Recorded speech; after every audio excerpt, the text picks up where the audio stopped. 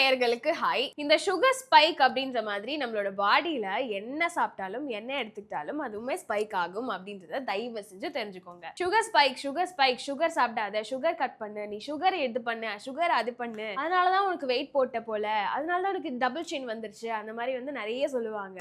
ஆனா இந்த sugar spike அப்படின்றது மட்டும் இல்லாம நம்ம சால்ட் சாப்பிட்டாலும் ஸ்பைக் ஆகும். இந்த ஆல்கலைன் அப்படின்னு சொல்றது என்ன, அது எல்லாத்தையுமே இந்த வீடியோல என்ன அப்படின்றத விரிவா தெரிஞ்சுக்கலாம். நம்மளோட பாடியில pH லெவல் அப்படின்றது எல்லா விஷயத்துலயுமே இருக்கணும் அப்படின்னு இருக்கு. எப்படி நம்மளுக்கு வந்து சென்சிட்டிவ் ஆச்சுன்னா நம்மளுக்கு ஸ்கின்னுக்கு pH இருக்கு, நம்மளோட தோலுக்கு pH இருக்கு அப்படின்னு சொன்னாலும் நம்மளோட பாடியில நம்மளுக்கு டைஜஸ்ட் ஆகுற இடத்துல கூட, அதாவது நம்மளோட கட் ஹெல்த்ல கூட நம்மளுக்கு pH அப்படின்றது பார்த்தே ஆகணும் அப்படின்றாங்க. ஏன் அப்படின்னா சால்ட் எடுப்போம், சால்ட் வந்து ஸ்பைக் ஆச்சு அப்படின்னா அது அசிடிட்டியா ஃபார்ம் ஆகும் அப்படின்றதே நிறைய பேருக்கு தெரியாது. இல்ல சால்ட் எடுக்கும் போது அந்த சால்ட் லெவல் கம்மியாச்சு அப்படின்னா அது வந்து ஆல்கலைன் ஆகும் அப்படின்றது நம்மளுக்கு தெரியாம இருக்குல்ல. அசிடிட்டிக்கும் ஆல்கலைனுக்கும் சால்ட்டுக்கும் இருக்கிற டிஃபரன்ஸே வந்து நம்மளுக்கு நிறைய பேருக்கு தெரியறது இல்ல. நம்மளுக்கு அசிடிட்டி ஆகுது, ஆனா ஏன் அசிடிட்டி ஆகுது அப்படின்றது நம்மளுக்கு தெரியாது. கேட்டா ஸ்பைசி சாப்பாடு சாப்பிட்டேன் அதனால எனக்கு அசிடிட்டி ஆகிருக்கும், இல்லைன்னா நான் சாப்பிடாமலே இருந்தேன் அதனால எனக்கு அசிடிட்டி ஆகிருக்கும், இல்லைன்னா வந்து எனக்கு ஏதோ ஒரு பூச்சி கடிச்சிருக்கலாம் அதனால எனக்கு அசிடிட்டி ஆகிருக்கும், எனக்கு இன்டைஜஷன் ஆச்சு அதனால எனக்கு அசிடிட்டி ஆகிருக்கும் அப்படின்னு சொல்லுவாங்க. ஆனா உங்களுக்கு உண்மையாலே ஏன் அசிடிட்டி அப்படின்றது வருது அப்படின்னு தெரிஞ்சுக்கோங்க. அசிடிட்டி அப்படின்னா அது ஒரு கைண்ட் ஆஃப் சால்ட் தான். அசிடிட்டி அப்படின்றது ஆசிட் அப்படின்னு எடுத்துக்கிட்டாலும் அது வந்து ஒரு கைண்ட் ஆஃப் சால்ட்டை வந்து சுரக்கிறதுனால தான் அது அசிடிட்டி அப்படின்னு சொல்றாங்க. pH மெஷர்மெண்ட் படி சொல்லணும் அப்படின்னா இது கொஞ்சம் சயின்டிபிக்கலா போனாலும் நம்ம வந்து மிட்ல இருக்கும் போது லைக் 7 அப்படின்னு இருந்துச்சுன்னா அது வந்து நார்மலான நியூட்ரலான லெவல். அப்படி இல்ல எனக்கு வந்து 6ல இருந்து எனக்கு 0 to 6 இருக்கு அப்படின்னா அது வந்து அசிடிட்டியா ஃபார்ம் ஆகுது. அப்படி இல்ல நான் வந்து 8ல இருந்து எனக்கு 14 வரைக்கும் 15 வரைக்கும் இருக்கு அப்படின்னா வந்து ஆல்கலைனா அது ஃபார்ம் ஆகுது. இதை வந்து நம்ம ஃபுட்ல டிஃபரன்ஷியேட் பண்ணலாம் அப்படின்னு சொல்றாங்க. அசிடிட்டி அப்படின்றது நம்மளுக்கு பாலில் புரோட்டீன்ஸ் எடுக்கிறதுல, என்ரிச்ட் ஃப்ரூட்ஸ் அப்படின்னு சொல்லி நம்ம சாப்பிடுற நிறைய ஃப்ரூட்ஸ்ல, அப்புறம் வந்து என்ரிச்ட் விட்டமின், புரோட்டீன், கார்ப்ஸ் அப்படின்னு சொல்லி நம்ம சாப்பிட டிஃபரன்ஷியேட் பண்ற எல்லாமோட ஃப்ரூட்ஸ் அண்ட் வெஜிடபிள்ஸ்ல எல்லாத்துலயுமே வந்து இந்த ஆசிட் ஃபார்ம்ஸ் அப்படின்றது கண்டிப்பா இருக்கதான் செய்யுது. ஆனா வந்து அதை நம்ம எப்படி டிஃபரன்ஷியேட் பண்ணி சாப்பிடுறோம், முக்கியமா வந்து நம்ம டெய்லி எடுத்துக்கிற நம்மளோட டெய்ரி ப்ராடக்ட் அப்படின்னு எடுத்துக்கிட்டோம் அப்படின்னா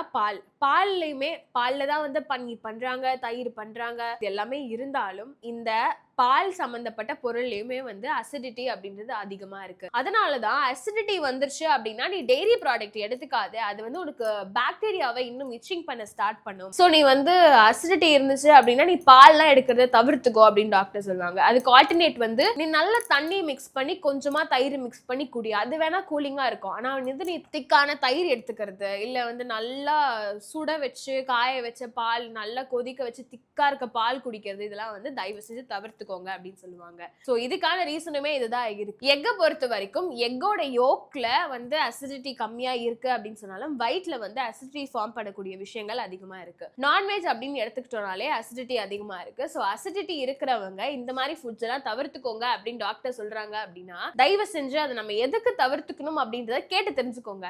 சரி டாக்டர் எனக்கு இதெல்லாம் வேணாம், நான் வந்து இதெல்லாம் சாப்பிட மாட்டேன், ஓகே அப்படின்னு சொல்லிட்டு ஒரு 2 நாள் நம்ம அதை ஃபாலோ பண்ணிட்டு 3வது நாள் நான்வெஜ் சாப்பிடும்போது அந்த அசிடிட்டி வந்து நம்மளுக்கு கம்மியாகிறதை விட டபுள் மடங்கு அதிகமாகும். சோ அதுதான் முன்னாடியே சொன்ன மாதிரி இந்த pH லெவல் பொறுத்த வரைக்கும் அசிடிட்டி அப்படின்றது ரொம்ப கம்மியா ஃபார்ம் ஆனாலும் இந்த ஆல்கலைன் அப்படின்றது அதிகமா இருக்கு. ஆல்கலைன் அப்படின்றது நம்மளோட ஃப்ரூட்ஸ் வெஜிடபிள்ஸ்ல தான் மெயினா கிடைக்குது. இது வந்து நல்ல விஷயமா அப்படின்னு கேட்டா கொஞ்சம் நல்ல விஷயம் அப்படின்னு தான் சொல்ல முடியும். ஏன் அப்படின்னா எல்லா ஃப்ரூட்ஸ்லயும் எல்லா வெஜிடபிள்ஸ்லயுமே வந்து அசிடிட்டி, ஆல்கலைன் இது எல்லாமே இருக்கு. ஆனா நம்ம அதை எப்படி பேலன்ஸ்டா எடுத்துக்கிறோம், அது நம்மளுக்கு தேவையா இல்லையா அப்படின்னு தான் முக்கியம். எப்படி ஒமேகா 3 ஃபேட்ன்னு இருக்கிறது நம்மளுக்கு தேவை அப்படின்னு சொல்லி நம்ம தொடர்ந்து பேசிட்டே இருக்கோமோ, அதே மாதிரி இந்த ஆசிடும் நம்மளுக்கு தேவை, குட் பாக்டீரியாஸ்க்கும் நம்ம ஹெல்த்துக்கு தேவை. நம்மளோட கட் ஹெல்த்துக்கு வந்து எல்லா நெகட்டிவான விஷயங்களை பாசிட்டிவ் ஆக்கிறதுக்கான ஒரு விஷயம் இருக்கு.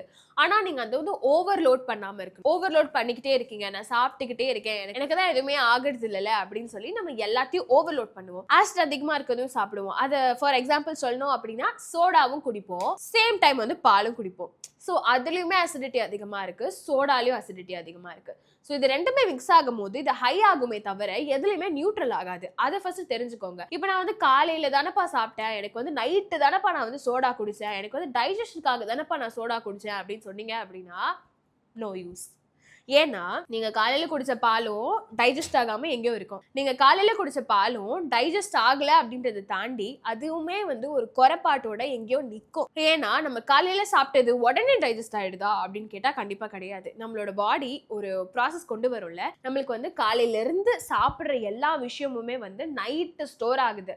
நைட்டு வந்து நம்மளோட பாடியில ஒரு ப்ராசஸ் நடக்கும். எப்படி அப்படின்னா, நம்ம தூங்கிட்டு இருப்போம், தூங்கிட்டு இருக்கும் போது நம்ம பாடியில நிறைய ப்ராசஸ் நம்மளுக்கே தெரியாம நடந்துட்டு இருக்கும். டைஜஷன்ஸ் நடந்துட்டு இருக்கும், நம்மளோட கட் ஹெல்த் எப்படி இருக்கு அப்படின்னு நடந்துட்டு இருக்கும். அசிடிட்டி இருக்குன்னா அசிடிட்டி ஃபார்ம் ஆகிட்டு இருக்கும். இந்த அசிடிட்டி ஆல்கலைன் அப்படின்னு பேசுறது எதுவுமே வந்து அன்ப்ரூவனா இருக்கு. அதாவது இன்னும் ப்ரூவ் பண்ணப்படலை அப்படின்னாலும் இதெல்லாம் வந்து தெரிஞ்சுக்கணும் அப்படின்றது தான் முக்கியமான விஷயமா இருக்கு. சீட்ஸ், வெஜிடபிள்ஸ், கீரை இது எல்லாமே வந்து இன்டேக் பண்ணிக்கலாம். ஆனா வந்து நம்ம ஒரு குறிப்பிட்ட அளவு தான் இன்டேக் பண்ணிக்கணும். டெய்லி கீரை சாப்பிட்றேன், நான் நிறைய குவான்டிட்டி சாப்பிட்றேன் அப்படின்னா அதுக்கேற்ற ஒர்க் அவுட்டோ அதுக்கேற்ற வாக்கிங்கோ அட்லீஸ்ட் உங்களோட பாடியில ஏதோ ஒரு சேஞ்சஸ் பண்ணீங்க அப்படின்னா மட்டுமே இந்த சீட்ஸ் எடுக்கிறது, இந்த கீரை வந்து நான் டயட் பண்ணணும் அப்படின்னு சொல்லி நிறைய சாப்பிடுறது, இதெல்லாம் வந்து குறைச்சிட்டு இல்ல இதுதான் எனக்கு தேவையானது, இது மட்டும் எனக்கு போதும் அப்படின்ற மாதிரி நீங்க எல்லாத்தையுமே கண்ட்ரோல் பண்ணி சாப்பிட்டா மட்டுமே தான் இந்த ஆசிட், ஆல்கலின், சால்ட் அதிகமா இருக்கு, சுகர் ஸ்பைக் ஆகுது, இதெல்லாமே வந்து உங்களால தவிர்த்துக்க முடியும். நம்ம இப்போ ஒரு வெஜ் மீல் சாப்பிடுறோம், அதுல வந்து எல்லா வெஜிடபிள்ஸ், சாம்பார் எல்லாமே இருக்கு அப்படின்னா அதுல எவ்வளவு சுகர் ஸ்பைக் ஆகும் அப்படின்னு பார்த்தோம்னா